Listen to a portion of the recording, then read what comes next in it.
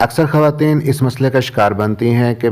पहले बच्चे की पैदाइश के बाद ही, ख़ास तौर पर अगर सी सेक्शन डिलीवरी हुई है और बड़े ऑपरेशन से बच्चे की पैदाइश हुई है, तो उसके बाद वज़न बढ़ना शुरू हो जाता है, मोटापा आ जाता है और बिलखसूस पेट के एरिया में चर्बी इकट्ठी होकर पेट बढ़ जाता है।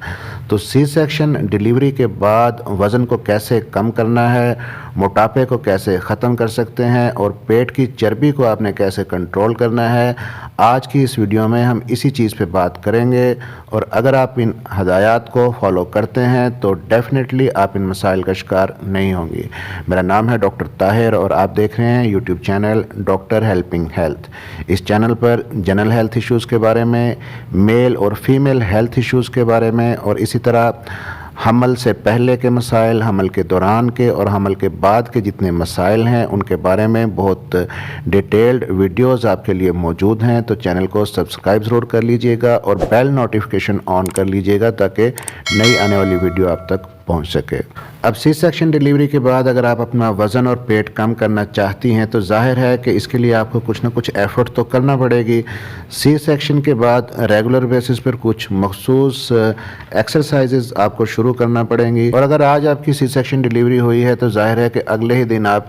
एक्सरसाइज तो शुरू नहीं कर सकती। तो सी सेक्शन के बाद मोटापे से बचने के लिए किस तरह और कब आपने सबसे पहले अपने आप को हरकत देना शुरू करनी है और फिर चलना फिरना शुरू करना है और फिर फाइनली एक्सरसाइज शुरू करनी है, ये सारी चीज़ें स्टेप वाइज आपको बताते हैं। सबसे पहले तो बात करते हैं कि आपने सी सेक्शन के अंदर कंप्लीट बेड रेस्ट पर बिल्कुल भी नहीं जाना। अगर ऑपरेशन के दौरान किसी किस्म की कोई कॉम्प्लिकेशंस, कोई पेचीदगी नहीं हुई, डॉक्टर्स ने पहले 12 घंटे के अंदर अंदर या मैक्सिमम 24 घंटे के अंदर अंदर पेशाब की नाली निकाल दी थी, तो इसका मतलब है कि कोई पेचीदगी ऑपरेशन के दौरान नहीं हुई। और अगर कोई और पेचीदगी हुई हो तब भी आपके डॉक्टर्स आपको बता देते हैं।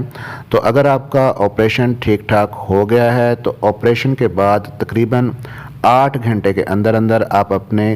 लेग्स को इकट्ठा कर सकती हैं और करवट लेना शुरू कर सकती हैं। और जब सी सेक्शन के बाद 24 घंटे गुजर जाएं या सी सेक्शन के अलावा कोई भी आपका गायनिक ऑपरेशन हुआ है, तो जब 24 घंटे गुजर जाते हैं तो 24 घंटे गुजरने के बाद आप अपने बेड से उतरकर खड़ी हो सकती हैं। लेकिन इसके लिए भी खड़े होने से पहले आप 4 से 5 मिनट तक अपने बेड पर ही पाँव लटका कर बैठी रहें और फिर उसके बाद आप खड़ी हो सकती हैं। और 1 से 2 मिनट के लिए आप आहिस्ता आहिस्ता हल्की वॉक अपने कमरे में कर सकती हैं और फिर दोबारा अपने बेड पर लेट जाएं। और इन्हीं 24 घंटे के बाद चूँकि पेशाब की नाली भी निकाल दी जाती है तो आप आहिस्ता आहिस्ता चलकर वॉशरूम भी जा सकती हैं, लेकिन कमोड का इस्तेमाल करें, सीट का इस्तेमाल ना करें। तो इन 24 घंटों में अगर आप बेहतर महसूस करती हैं तो मज़ीद अगले 24 घंटे गुजरने के बाद आप 5 से 10 मिनट अपने बेड पर पाँव लटका के बैठ सकती हैं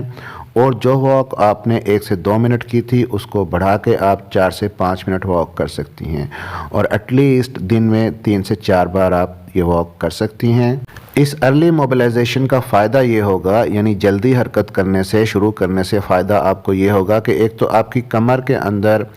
खिंचाव पैदा नहीं होगा और दूसरा जो ज़ख़म वाली जगह है वहाँ पर खिंचाव पैदा नहीं होगा और फिर जल्दी चलने फिरने से जो खून की सर्कुलेशन है वो अच्छी होगी और जब ब्लड सर्कुलेशन बेहतर होगी तो आपके जो ज़ख़म वाली जगह है वहाँ पर भी ब्लड की सर्कुलेशन ज़्यादा जाएगी और आपके जो ज़ख़म की हीलिंग है वो जल्दी होगी। और इसके बाद अगले 1 हफ़्ते तक आपने अपनी रूटीन को इसी तरह से रखना है। हर 2 घंटे के बाद 5 मिनट की वॉक करें और फिर अपने बेड पर लेट जाएं और इस रूटीन को उस वक्त तक जारी रखें जब तक आपके स्टिचेस रिमूव नहीं हो जाते। इस दौरान में अपने स्टिचेस का ख्याल रखें, उन पर सिपरेट या पार्डिन वगैरह लगाते रहें। सिपरेट अगर यूज़ करें वो ज़्यादा बेहतर है, इससे स्टिचेस जल्दी खुश्क होंगे और जब जल्दी खुश्क होंगे तो जल्दी हील होंगे।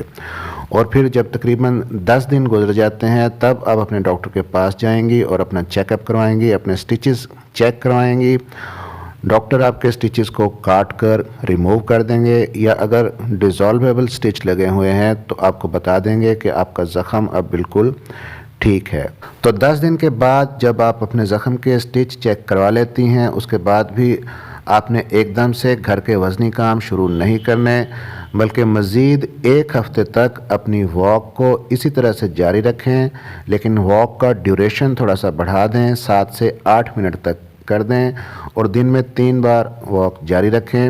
اور جب آلموسٹ 2 ہفتے گزر جائیں آپ کے آپریشن کو، تو اس وقت تک آلموسٹ 70% آپ کا جو زخم ہے وہ ہیل ہو چکا ہوتا ہے، اور جو باقی زخم کی 30% ریکوری یا ہیلنگ ہے وہ آئندہ آنے والے 6 ہفتوں میں ہوتی ہے۔ اب آپریشن کے بعد 3rd اور 4th ویک کے اندر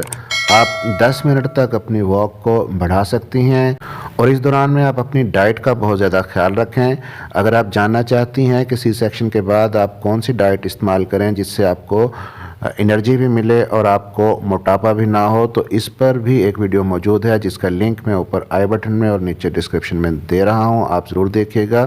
اور جب آپ کے سی سیکشن کو 4 ہفتے گزر جاتے ہیں تو آپ کے زخم کی 80% اسٹرینتھ اچیو ہو جاتی ہے، تب آپ 15 منٹ کی ہلکی واک کر سکتی ہیں صبح، دوپہر، شام، اور پھر 6 ہفتے تک اسی روٹین کو جاری رکھیں۔ اور جب 6 ہفتے گزر جاتے ہیں آپریشن کو، تب تک زخم کی 90% آلموسٹ ہیلنگ ہو چکی ہوتی ہے، اس لیے 6 ہفتے گزرنے کے بعد آپ 30 منٹ تک واک کر سکتی ہیں۔ اور 6 ہفتے گزرنے کے بعد آپ کا جسم جب آدھے گھنٹے کی واک کو ٹالریٹ کرنا شروع کر دیتا ہے، تو تب آپ کوئی بھی ایروبک ایکسرسائز شروع کر سکتی ہیں۔ لیکن اس کے برعکس ایسی خواتین جو سی سیکشن ڈیلیوری کے بعد 4 ہفتے تک بیڈ پر لیٹی رہتی ہیں، اور پھر 4 ہفتے کے بعد جب وہ ایک دم واک یا ہلکی پھلکی ایکسرسائز کرنا شروع کرتی ہیں، تو ان کا جسم ٹالریٹ ہی نہیں کرتا اور انہیں بہت زیادہ چکر اور کمزوری محسوس ہوتی ہے، اور اسی کمزوری اور چکر کے چکر میں ہی کچھ خواتین 2 3 ماہ تک بیڈ ریڈن ہی رہتی ہیں، اور اس دوران میں وہ بہت زیادہ ویٹ بھی پٹ آن کر لیتی ہیں اور جسم میں چربی بھی کافی زیادہ اکٹھی ہو جاتی ہے، جو بعد میں پھر آسانی سے نہیں جاتی۔ تو سی سیکشن کے بعد ایروبک ایکسرسائز آپ 6 ہفتے کے بعد شروع کر سکتی ہیں، اور اگر 2 ہفتے تک آپ کی باڈی ان کو ٹالریٹ کر لیتی ہے ایروبک ایکسرسائز کو، اور آپ کو کوئی پرابلم کسی قسم کا نہیں ہوتا، تو 2 ماہ گزرنے کے بعد، یعنی جب آپ کے آپریشن کو، سی سیکشن کو 2 ماہ ہو جاتے ہیں، اس کے بعد آپ اپنے جم کی ایکسرسائز بھی شروع کر سکتی ہیں یا ویٹ ٹریننگ بھی شروع کر سکتی ہیں، کیونکہ 2 ماہ تک آپ کا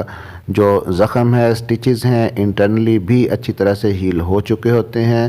تو سی سیکشن کے بعد موٹاپے سے بچنے کے لیے اس سارے شیڈول کو آپ فالو کیجئے۔ اس دوران میں اپنی ڈائٹ کا بہت زیادہ خیال رکھیے، اپنی ایچ بی کو پورا کیجئے، اپنا آئرن لیول بہتر رکھیے۔ ایک چیز اور دھیان میں رکھیے کہ سی سیکشن آپریشن ہونے کے بعد وزن کم کرنے کے لیے ایکسرسائز شروع کرنے میں بہت زیادہ جلدی بھی نہ کیجیے۔ اگر آپ اب اس بتائے گئے شیڈول سے پہلے ہیوی ایکسرسائز شروع کر دیتی ہیں تو اس سے آپ کے آرگن انٹرنلی ڈیمیج ہو سکتے ہیں، تو جب تک آپ کی انٹرنل ہیلنگ اچھے سے نہیں ہو جاتی تب تک آپ کو ہیوی ایکسرسائز شروع نہیں کرنی چاہیے، ادروائز آپ کو کمر درد کی شکایت ہو سکتی ہے، آپ کے جوائنٹس میں پین ہو سکتا ہے، آپ کے جو انٹرنل زخم ہیں، جو سٹیچز ہیں، ان کے اندر پرابلم آ سکتا ہے، آپ کے جو ایبڈومن کا لوئر ایریا ہے وہاں پہ آپ کو پین کی شکایت رہ سکتی ہے۔ اور اگر 2 ماہ گزرنے کے بعد آپ ایکسرسائز شروع کرتی ہیں اور اس دوران میں بھی آپ کو کسی قسم کا کوئی مسئلہ پیش آتا ہے جیسا کہ پین وغیرہ کی شکایت ہوتی ہے،